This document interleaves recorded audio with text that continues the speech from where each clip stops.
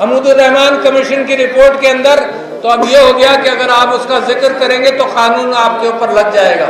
تو میں امید کرتا ہوں کہ محمد علی جناح کے اقتباس کو اگر میں پڑھوں گا تو مجھے سزا نہیں ہوگی اور میرے اوپر FIR نہیں کٹے گا، کیونکہ جس کو انہوں نے کہی ہے یہ بات انہی کو میں بھی سنانا چاہتا ہوں. اور یہ محمد علی جناح صاحب نے آرمی سٹاف کالج کوئٹہ میں 14 جون 1948 کو یہ بات کہی تھی. ذرا غور سے سنو اور میں انگریزی میں پڑھوں گا.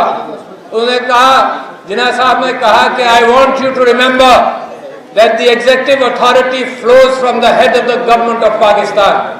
کیا کہا؟ The executive authority flows from the head of the government of Pakistan. And therefore, any command or order that may come to you cannot come without the sanction of the executive head. This is the legal position.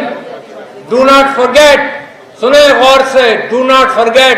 اور اس میں برا مت مانے. ہر چیز کا آج کل برا مانا جاتا ہے. قائد اعظم نے کہا do not forget that the armed forces are the servants of the people. It was Quaid Azam who said it. میرے اوپر مقدمہ نہیں کرنا. You do not make national policy.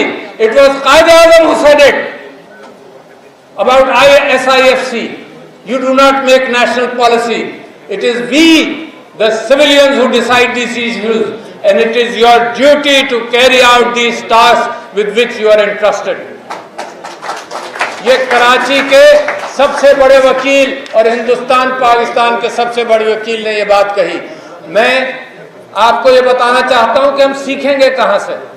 اگر عمران خان صاحب نے حمود الرحمان کمیشن کی رپورٹ کو کہا ہے کہ پڑھو تو کیا غلط بات کی؟ کمیشن آپ کا بنایا ہوا، کمیشن گورنمنٹ کا بنایا ہوا، کمیشن بھٹو صاحب کا بنایا ہوا، اور ایک دیانتدار آدمی جسٹس حمود الرحمان نے اس کمیشن کی روداد سنی اور رپورٹ لکھی.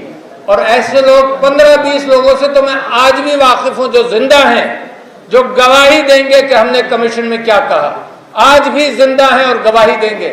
اس سے قبل کہ ساری چیزوں کو دفنا دیا جائے وہ بھی موجود ہیں جو گواہی دیں گے. اور یہ بھی آپ کو بتا دوں کہ ایک دیانتدار جج تھے اور ان کے بیٹے اس وقت فیڈرل شریعت کورٹ کے چیف جسٹس ہیں، جسٹس حمید الرحمان. ان کے بیٹے چیف جسٹس ہیں فیڈرل شریعت کورٹ کے آج. تو لہذا بڑی آتھینٹسٹی کے ساتھ میں بات کر رہا ہوں. اور اگر عمران خان نے یہ بات کی ہے کہ حمود الرحمان کمیشن کی رپورٹ کو دیکھو اور پڑھو. اب ہوا کیا تاریخ کے اندر؟ ہوا کیا؟ قانون کی تلاش. انسان کی تاریخ بہت پرانی نہیں ہے، 10,000 سال، 8,000 سال. لکھی ہوئی تاریخ 6,000 سال، اس سے زیادہ پرانی نہیں ہے. سب سے پہلے بڑے بڑے لوگوں نے جب انسان نے اکٹھا رہنا شروع کیا، انسانوں نے کہا کہ قانون بناؤ. جانوروں سے جب وہ الگ ہوا تو اس نے کہا قانون بناؤ. Might is right, might is not right. جنگل کا قانون ختم کرو، انسانوں کا قانون بناؤ. اور یہ سائرس دی گریٹ کے حوالے سے یونان کے اندر سقراط نے قانون کی بات کی. سقراط سے کسی نے پوچھا کہ جی قومیں کیسے بنتی ہیں؟ تو سقراط نے کہا قوم بنتی ہے تجارت سے. آج بھی وہی ایشوز ہیں، کوئی زیادہ بدلے نہیں. قومیں بنتی ہیں تجارت سے اور قومیں بنتی ہیں مشاورت سے، جمہوریت سے. تو کسی نے کہا سقراط صاحب کیا بس اسی سے بنے گی؟ اس نے کہا نہیں، قومیں بنتی ہیں انسانی جذبات سے. اس نے کہا تھائموس. پھر وہاں کی عدالتوں نے، آپ کو نام بھی نہیں یاد ہوگا، وہاں کے لوگوں نے فیصلہ کیا سقراط سے کہ تم نوجوانوں کو گمراہ کر رہے ہو. عمران خان کے اوپر کیا اعتراض ہے؟ نوجوانوں کو گمراہ کر رہے ہو. اور ٹھیکیدار نوجوان کے چند لوگ بن گئے ہیں نوجوانوں کے پاکستان کے، جو کہتے ہیں کہ نوجوان گمراہ ہو رہے ہیں. سقراط کو پھر سزا دی گئی اس بات کی کہ تم نوجوانوں کو گمراہ کر رہے ہو، تو تم یا زہر پیو یا شہر سے چلے جاؤ، ملک بدر ہو جاؤ. سقراط نے فیصلہ کیا کہ میں ملک بدر نہیں ہوں گا. عمران خان نے کیا فیصلہ کیا کہ میں ملک میں رہوں گا، یہی مروں گا، یہی جیوں گا، میں ملک چھوڑ کے نہیں جاؤں گا. اور سقراط نے زہر پیا. سقراط کا نام آج تک مشہور ہے، ہر کتاب کے اندر ملے گا. آپ ان کو جانتے ہیں جنہوں نے اس کے اوپر یہ فیصلہ دیا تھا؟ کسی کا نام آپ نے سنا ہے؟ تو یہ تاریخ کے اندر پورے کرکٹ پر ڈھیر ہو جاتے ہیں جو اس قسم کی لوگ بات کرتے ہیں. اس کے ساتھ پھر میں آپ سے یہ بات کہنا چاہتا ہوں کہ جمہوریت اور مشاورت، قرآن کے اندر مشاورت موجود ہے، ہر اعتبار سے مشاورت موجود ہے۔ ایس ایم ظفر صاحب آپ کے بڑے وکیل ماشاءاللہ انتقال ہوا، اللہ تعالیٰ مغفرت فرمائے، ان کی ایک کتاب ہے اسلام اور جمہوریت، اور اسلام اور جمہوریت کے اندر وہ اس ارتقاء کی بات کرتے ہیں، اور بہت ساری چیزوں کے اندر اجماع اس مسلمانوں کے درمیان کہلاتا ہے اجماع، لوگوں نے سب نے مل کر فیصلہ کر لیا، اور اجماع اتنا اسٹرانگ ہے کہ سارے فقہا اس کے بعد پھر بات نہیں کرتے، کہتے ہیں اجماع امت ہو گیا، یہ قوم اکٹھا ہو گئی۔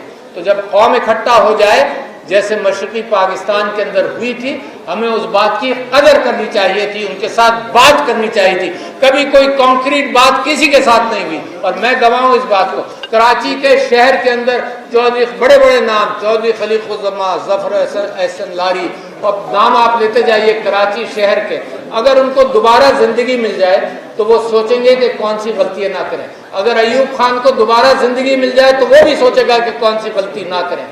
اب جو ارباب اختیار ہیں ان کے پاس موقع ہے، اپنے ماضی سے سیکھ سکتے ہیں۔ اب حمود الرحمان کمیشن رپورٹ نہیں ہوئی تو کارگل کا ایک سانحہ ہوا ہمارے ملک کے اندر۔ میں نے لوگوں سے پوچھا، دونوں کا پوچھا، آج سے 4 مہینے سے میں پوچھ رہا ہوں ارباب اختیار سے کہ حمود الرحمان کمیشن رپورٹ پڑھی؟ جن سے میں نے پوچھا انہوں نے تو نہیں پڑھی۔ پھر میں نے کہا کارگل کے اوپر بھی ریسرچ کر لو، دیکھو آدمی کو اگر پتا چلے کہ فلانی طرف گڑھا ہے اور لوگ گڑھے میں گر چکے ہیں تو میں احتیاط کروں گا۔ یہ کیا طریقہ ہے کہ آنکھیں بند کر کے میں انکار کروں کہ نہیں میں نے پڑھنا نہیں ہے؟ یہ جو مینڈیٹ ملا ہے یہ اجماع امت ہے، اس معنی کر کے سیاسی اجماع ہے، مذہبی اجماع نہیں ہے، سیاسی اجماع ہے۔ اسی قدر کرو، بات کرو، نہ کہ یہ کہو کہ سب لوگ گمراہ ہو گئے اور سوشل میڈیا گمراہ کر رہا ہے۔ اور عجیب معاملہ ہے کہ جو آپ کو غزہ کے اعتبار سے سوشل میڈیا پر ایمان ہے کہ غزہ کی تصویریں دکھاتا ہے، پاکستان کے اعتبار سے آپ کو الرجی ہے کہ سوشل میڈیا جھوٹ بول رہا ہے۔ اخبار سچ بولتے تھے، ٹیلی ویژن میڈیم آج سچ بول رہا ہے، آدھا سچ آدھا جھوٹ، پتہ نہیں کیا۔ میں تو دیکھنا بھی چھوڑ دیا، آپ لوگ دیکھ رہے ہوں گے، میں نے دیکھنا چھوڑ دیا کہ اس میں سچ ہے ہی نہیں کہیں، بلا وجہ آپ وقت اپنا ضائع کریں۔ اچھا، اور پھر کیا ہوتا ہے کہ بند کر دو، آج بات نہیں کرو، ابھی بات مت کرو۔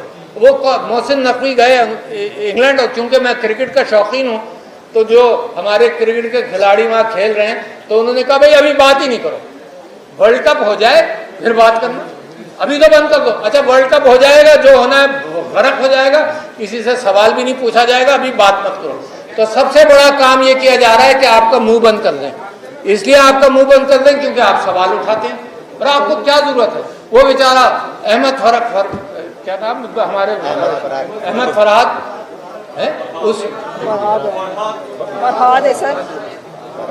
احمد فرحات اس نے کیا ایک تقریر کی اور کیا کہا، بیچارے کو غائب کر دیا، 8-10 دن غائب رہا، مطلب اور اقبال بھی نہیں ہوتا۔ اچھا، دنیا جانتی ہے، آپ نہیں کہہ رہے، دنیا جانتی ہے کہ کس نے اٹھایا کیا کیا۔ یہاں اس اسٹیج پر بہت سارے لوگ ہیں جن کو اٹھایا گیا، جن کو ڈانٹا گیا، جن کے خلاف ظلم ہوا، جن کو مارا پیٹا گیا، مگر اقبال نہیں کرتا کوئی بھی کہ کس نے کیا۔ پھر وہ کہاں سے برآمد ہوا؟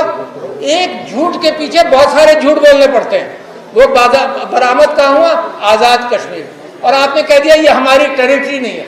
آپ تصور کریں کہ انٹرنیشنل کمپرومائزز میں، انٹرنیشنل پوزیشننگ میں آپ یہ کہہ رہے ہیں کہ وہ ہماری ٹیریٹری نہیں ہے۔ وہاں ریجیم چینج آپ نے کر دیا، ایک نہیں 2 کیے۔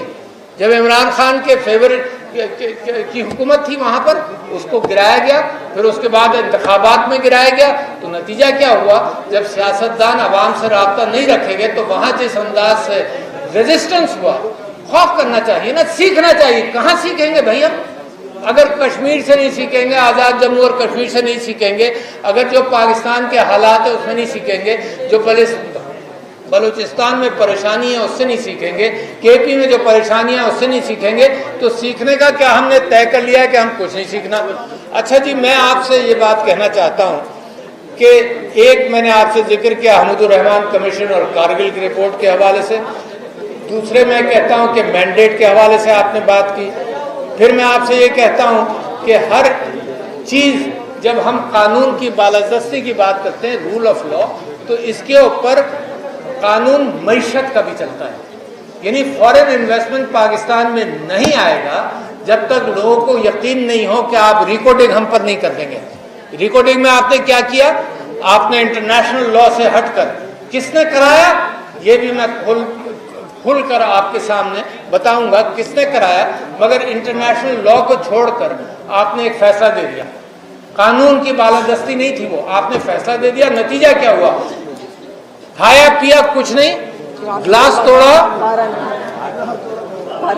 12 نے، یہ 12 بلین یا 10 بلین کا جرمانہ پڑ گیا ہمیں. کچھ نہیں، ایک پیسہ نہیں آیا. اور دنیا ایسی ہے جو قانون کے بعد دنیا بھی نہیں چلتی. دنیا نے کیا فیصلہ کیا کہ یہ ریکو ٹک کے جنہوں نے ٹھیکہ لیا تھا وہ 30 سال میں کتنے پیسے کماتے، پاکستان تم 30 سال کے پیسے دو. کمال ہے. کوئی فیصلہ، آپ وکیل ہیں، کسی عدالت، کوئی عدالت ایسے فیصلہ کر سکتی ہے، مگر ہو گیا. جو آپ کے پیر نہیں ہیں، آپ کے گھٹنے نہیں ہیں، آپ انٹرنیشنلی بدنام ہیں، آپ کے یہاں جمہوریت نہیں ہے، آپ پامال کرتے ہیں سب چیزوں کا، آپ ظلم کرتے ہیں. آپ نے عورتوں پر جس طرح سے ظلم کیا، آپ نے بچوں پر جس طرح سے ظلم کیا.